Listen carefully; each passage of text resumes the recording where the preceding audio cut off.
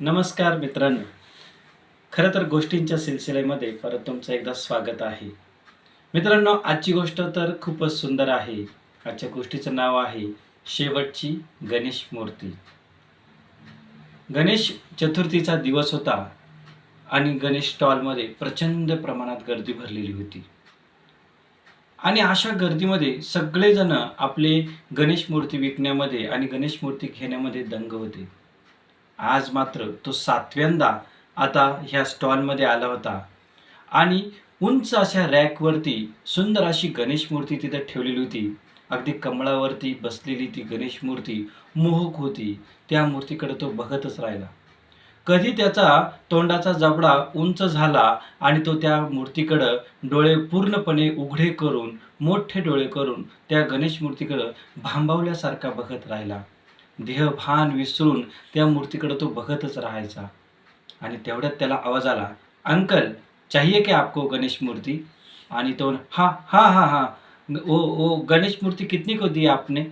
आणि त्याने 7व्यांदा पुन्हा तीच किंमत सांगली, "अंकल, 650 रुपये को, यानी 650 रुपये को."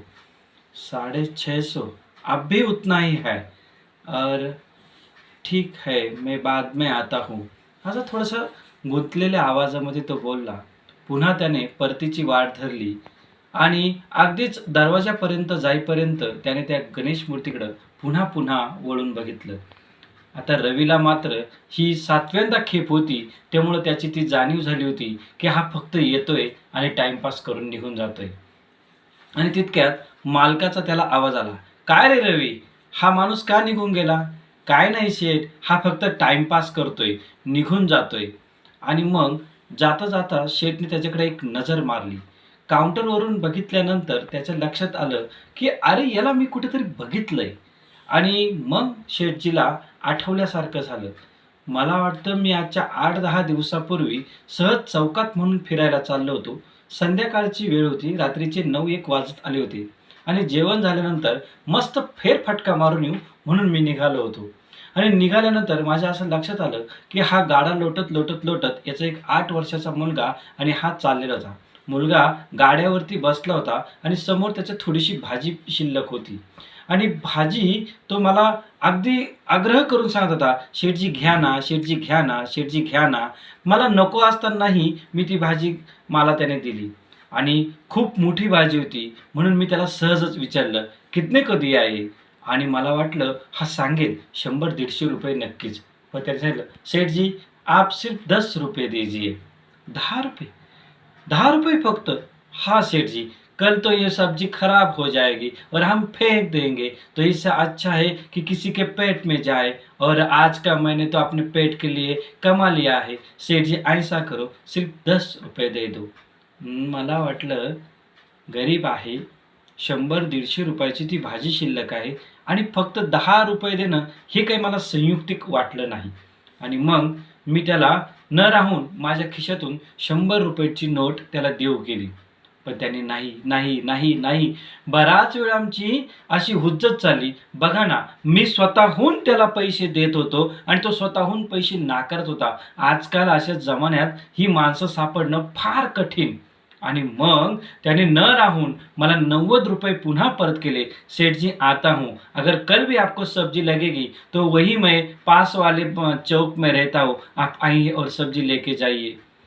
तो जात होता, आनंदात जात होता. मुलगा गाड्यावरती बसलेला होता. छानपैकी साऊथ इंडियनचे गाणे ते म्हणत होते आणि मला मात्र त्यांच्याकडे बघतच राहावसं वाटलं. काय माणूस आहे राव! विलक्षण आनंदात आहे. मी त्याला स्वतःहून 100 रुपये देऊ केले, पण त्याने 100 रुपये घेतलेच नाही. उलट 10 रुपये घेतले आणि 90 रुपये मला परत केले. असा अवलिया, असा प्रामाणिक व्यापारी फार थोड्या ठिकाणी सापडतो. आणि मला ती सगळी गोष्ट माझ्या डोळ्यासमोर भिरभिर भरू लागली. मी पुन्हा एकदा रवीला आवाज दिला, "रवी, काय रे, काय कशासाठी आला होता तो नक्की?" "कुछ नहीं साहब, यहाँ पे आता है और वो कमला रोड जो गणेश मूर्ति है वो देखता है और बोलता है कि ये मूर्ति कितने को दी." आणि मी प्रत्येक वेळेस त्याला तीच किंमत सांगतो, 650 रुपये. आणि तो फक्त इतकाच म्हणतो, "इतना? और मैं इतना दूँ? मेरे पास इतना नहीं है." खिशात हात घालतो आणि परत निघून जातो. साहेब, त्याला फक्त टाइमपास करायचा आहे. मला वाटतं शेठजींनी आता ते ओळखलं होतं आणि शेठजींनी लगेच रवीला सांगितलं, "रवी, असं कर, ती कमळाची जी एक गणेश मूर्ती आहे ना, ती इकडे काउंटरकडे घेऊन ये." आणि रवीनं ती मूर्ती उचलली आणि काउंटरकडे घेऊन आला. काउंटरवरती मूर्ती ठेवली आणि रवी रवी पुन्हा आपल्या आपल्या कामाला निघून गेला. आता शेठजींनी ती मूर्ती उचलली आणि काउंटरच्या खाली ठेवून दिली. आता रात्रीचे 8:30 वाजले होते. स्टॉल बंद करण्याची वेळ आली होती. सगळेजण झाकपाक करायला सुरुवात केली होती. एव्हाना एकही मूर्ती शिल्लक राहिलेली नव्हती. आज सगळ्या गणेश मूर्ती विकून झाल्या होत्या आणि गाडा ढकलत-ढकलत तो मुलगा त्या गाड्यावरती बसवत पुन्हा अण्णा आता त्या दिशेने चालला होता आणि स्टॉल जवळून जाताना त्याची पाय रेंगाळली. पुन्हा स्टॉलकडे त्यांनी वळून बघत होता. गणेश मूर्ती शिल्लक आहे का डोकावून बघण्याचा प्रयत्न करत होता, पण ती मूर्ती काय त्याला सापडली नाही आणि नाराज झाला आणि पुढं आपला गाडा ढकलणार तेवढ्यात त्याच्या कानावरती आवाज आला, "अरे ओ अण्णा, इधर आओ."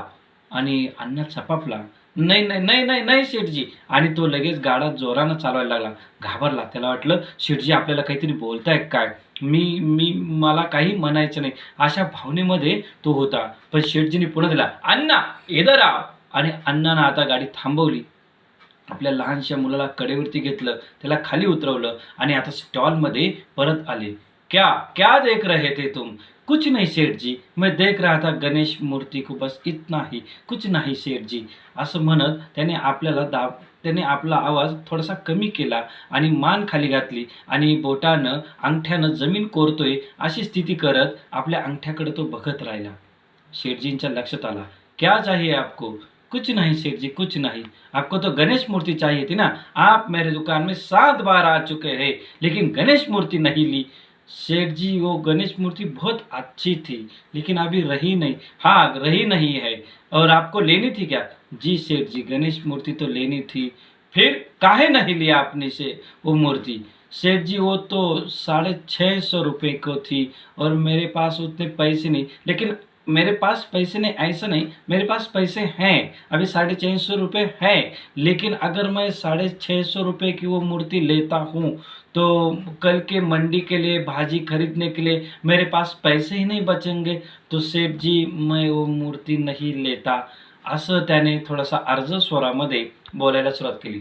सेठजीने सांगितलं, "नहीं, वो मूर्ति तो आपको लेनी ही पड़ेगी."